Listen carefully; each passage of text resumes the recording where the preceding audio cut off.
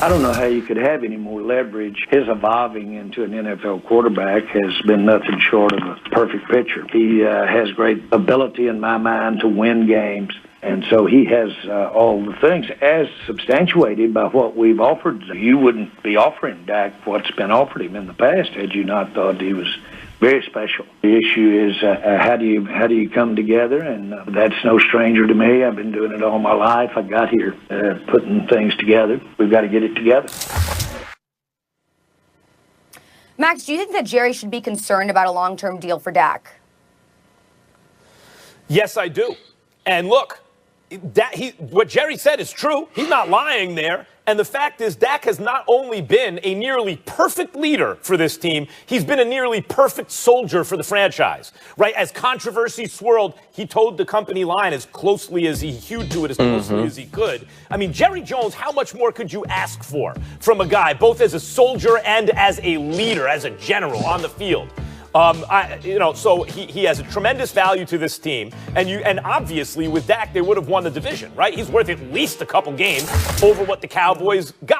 So yeah, he's got a ton of leverage. But should he be worried or concerned about giving him a long-term deal? Guys, let's just think about this clearly. What draft class did he come out with? And now he wasn't the first and second picks like Goff and Wentz, but he's with those guys, fourth round.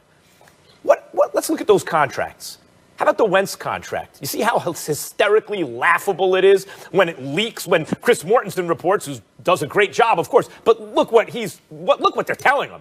Oh, we expect a hefty return for Carson Wentz, as though he has a shred, an iota of value on the market given that contract. They are going to have to include draft capital just to get someone to take that stinking contract. Jared Goff.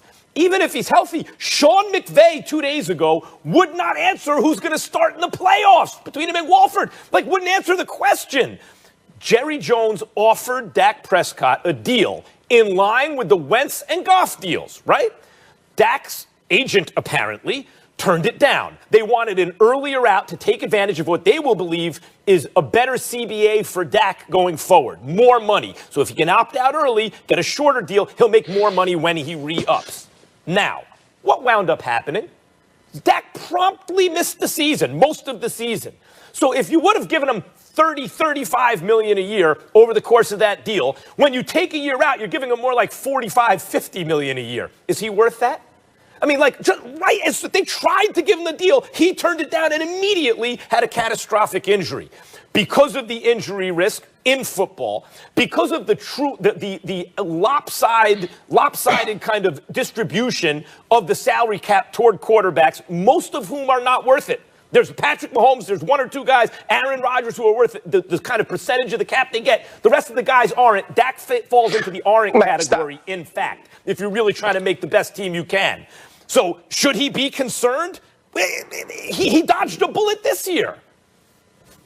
No, listen, injuries are a part of the game, but the Dak injury isn't anything based on the way that he plays football. The Dak injury is based in the fact that he plays football. Those things are going to happen from time to time, and Dak is going to be healthy this year. Dak is going to be ready to roll, and you can't base Dak Prescott's contract off of what Carson Wentz became or what Jared Goff became. And listen, when in this league, sometimes your absence makes people understand how much you're worth. I remember the year I got sick, which was 2007, and you remember that's the guarantee year against Tom Brady, and the Pittsburgh Steelers weren't great on defense. When I was clear, when I finally got out of the hospital and they told me that I can work out, I walk into the room with the defensive back coach, who I was never his guy, right? Even when I won the job, he told me early in the season, we're still going to work somebody else and we're still going to give them series. And I was like, well, why would you do that when we were in the competition? I clearly beat them out. It's because they saw me as an undrafted free agent, kind of how Dallas sees Dak Prescott as a fourth-round draft pick. And he said, we know now how important you were to this team. If you're healthy, if you can play, you're the guy, no questions asked. Well, that's what Dak Prescott is now. If he's healthy, if he can play, he's the guy, no questions asked.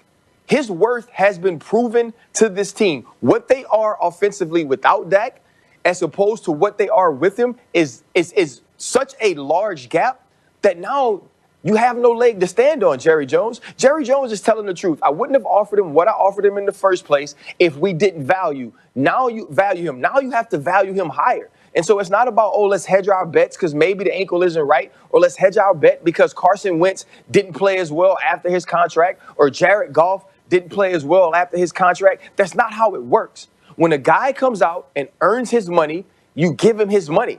And if you don't want to give Dak Prescott his money, you run the risk of not having him. What did it look like when you didn't have him this year? And Jerry Jones has to assess that. Jerry Jones has to understand why that. He didn't have him and this year? He also has to relate because he got injured. But you also have to look at that as it relates to Jerry Jones's GM and real life mortality. Do you want to start this thing all over again, Jerry? Or do you believe Dak Prescott is a good enough quarterback that if you surround him with the right pieces, you win the Super Bowl? And I think you feel that way about Dak Prescott.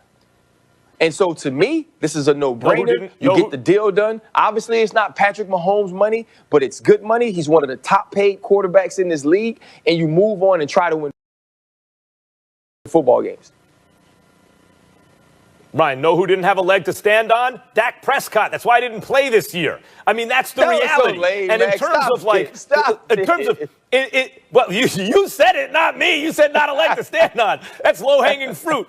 Look, the fact of the matter is, I would also give him the deal in line with what they offered him. They may have to sweeten it a little bit now. But the question is not, do you give him the deal or not? The question is, are you concerned? You have to be. Look, the fact of the matter is there's a hard cap in football, which means to pay Peter, you must rob Paul, right? Like, there's no way around it. Those are resources you cannot direct elsewhere. That is why the rookie deal window is so important in the NFL.